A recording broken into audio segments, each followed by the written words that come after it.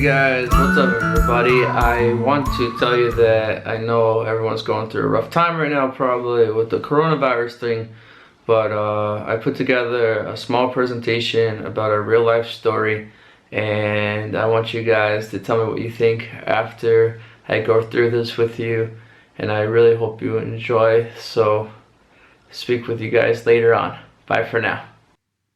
Okay guys, so this is my story, when David saved the dead guy.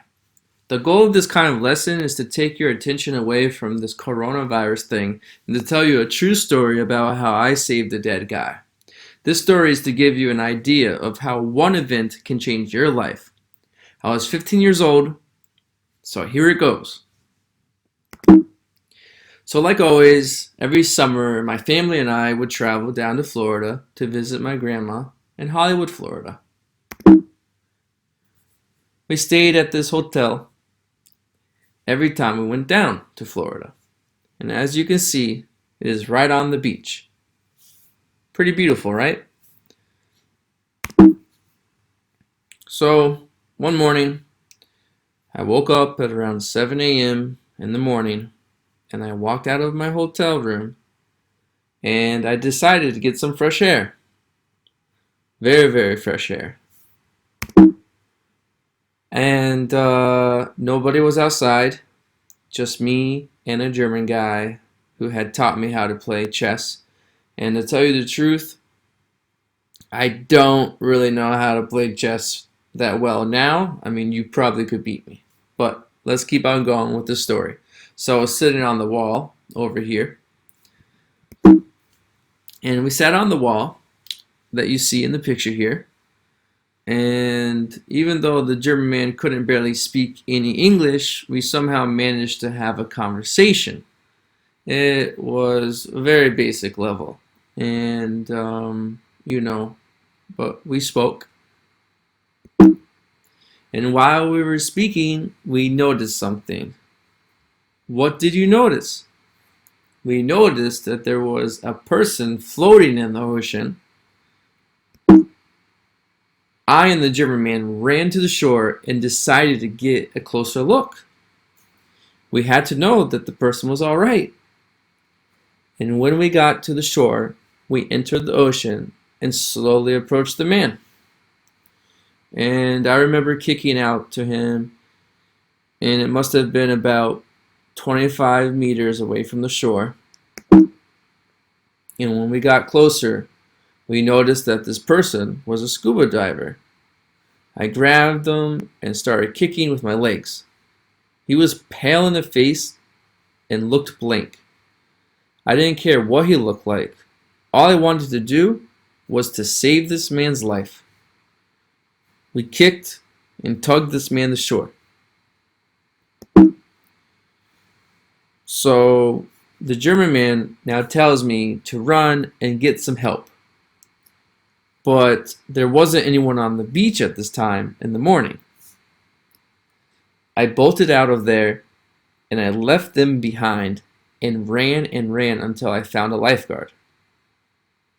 He asked me, "What is wrong?" I couldn't breathe. I was out of breath.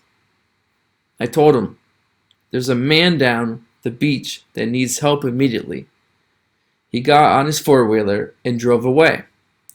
When I got back to the scene, there were about 12 people standing around the man that I pulled out of the ocean.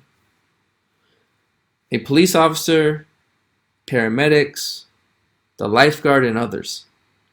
That's when I realized the man had already been dead before I got to him. This is a news crew, as you can see, from the Miami News Channel 10. I was later interviewed and put on the Miami News. They asked me questions like, were you scared? What made you go in? What were you thinking? Things like this.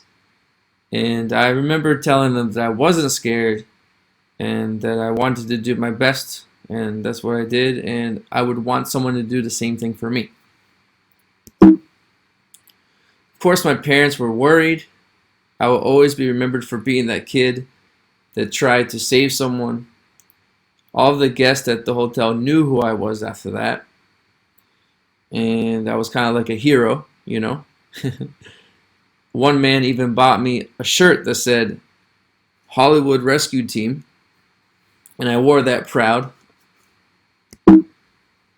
And this event, it changed my life forever. After that incident, I became a lifeguard. I never had to save someone's life during my active duty, but when I was off duty, I had many cases actually. About 9 cases to be exact. And if you guys want to know about those, let me know.